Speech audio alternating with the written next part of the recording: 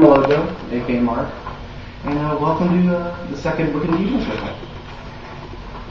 Last time we talked a little bit about the beginnings of Wicca and a little bit of a historical perspective on where people like Gerald Gardner got their research. This time we're going to talk about cosmology. And what cosmology means is basically the study of the universe. So what it is that we see as elements of the universe that we can correlate to our religion. And the neat part about Wicca is that it's a nature religion, so basically everything. No, we're not just talking about, should I erase this? We have some estimates and stuff. Oh, that works. I'll just erase it because we'll probably use this later. Yeah, we probably will. So, in terms of cosmology, of course, we can talk about, astrophysics, how was the universe created? What are its origins? But metaphysically, instead of thinking about those answers in simply the material world, we're trying to look at those questions and those mythologies, those maps of the universe, if you will, on more of the metaphysical. This is in the physical world, but of course the internal world. Once upon a time, there was an old philosopher that was named Hermes Trismegistus. It's Rice Great Hermes. Anyone ever heard of the term hermetically sealed? That's where it comes from. What Hermes is very famous for is for saying, as above, so below. It's extremely famous saying. You hear it all the time. You hang out with a bunch of ceremonial magicians, you might hear a lot of bad jokes. As above, below. I've heard that one. Yeah. So, as above, so below. Now, what this really says is that if we take the physical world is going to directly mirror the spiritual. Physical being the below, above being more spiritual. We have what's called classically spiritual dualism. Now, we can take this and say, all right, you have a conflict or between these two forces. I can take anything where there's an above and below. I can take, the heaven and the earth. I can take the archetypical and the actual. I can take also the internal and the external. This comes in a lot of play if people are really studying the occult and magic. This interplay and this relationship between the internal and the external worlds. And the reconciliation of the two. We find this kind of dualistic principle,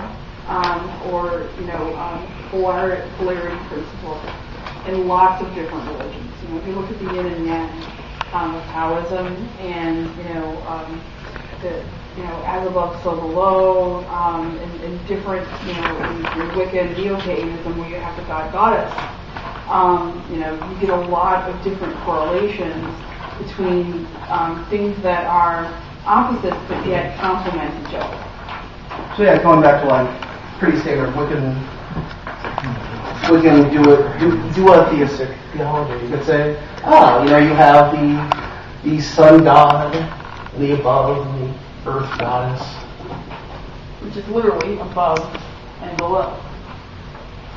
Here's my handwriting. I know it's extremely horrible. But that's just one way to think of it. Now, in a lot of metaphysical thought, people will think of these two forces as, we'll just call it, for ease of use, heaven and earth. Now, of course, I'm not talking about the Judeo-Christian heaven here. We're talking about the spiritual world, the archetypical. Everyone know what I mean by that? Yeah. So, there's always this interplay between the two. If I look at heaven, I'll just say archetype.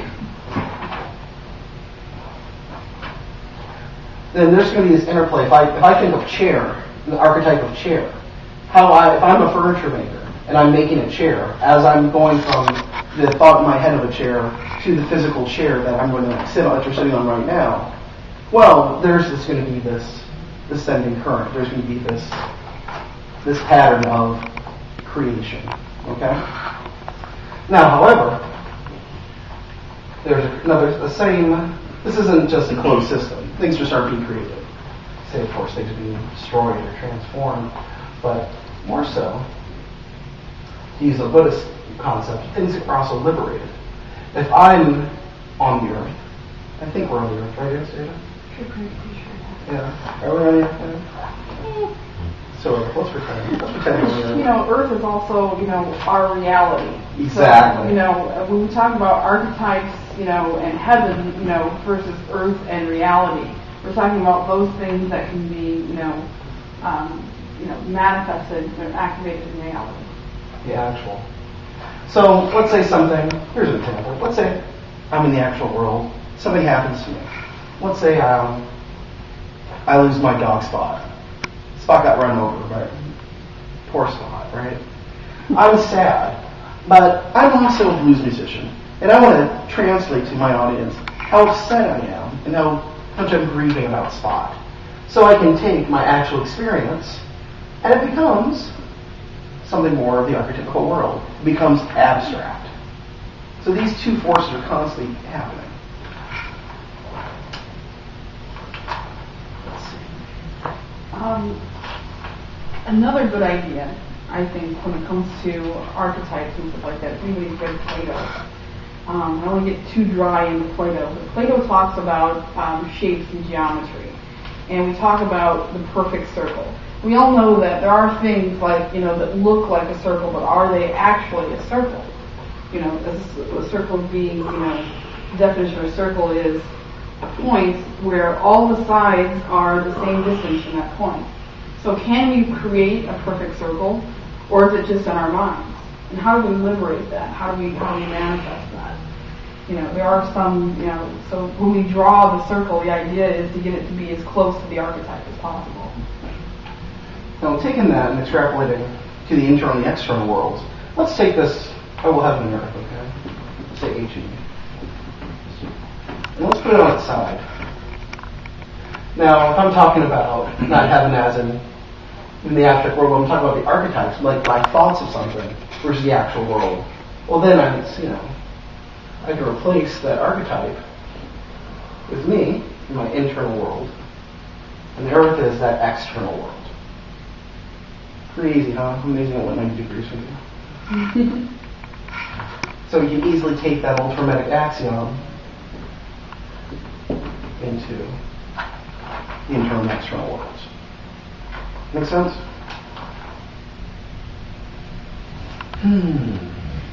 So, a couple common ideas when it comes to ways that we see the world. We've already kind of discussed duality, but the way that Wiccans view the duality most importantly would be God-Goddess. And there's several reasons for that. When we get into masculine and feminine energy, which is basically, the heart of what God-Goddess creation idea comes from, which is, that you need two different forces to create. If you look at the world, how are babies made? You need a man and a woman to make a baby, or at least a sperm and an egg. That is the very basis of what it is to have receptive and projective energy, which is God-Goddess energy. Also, we're going to think about, our roots of spiritual belief. We'll talk about, I guess we call it paleo-paganism. Sure. Throw out the fancy terms. Let's talk about, what we call paganism from our ancestors. If I'm joking, okay, and I'm observing life happen, I see someone being born. That's a miracle process. A human being came out of nowhere. So I'm going to equate this with some divine process. And because I see creation happening, from women, I will see well, if, a woman has birthed the world, birthed a human being, well then it is a feminine force that births the world.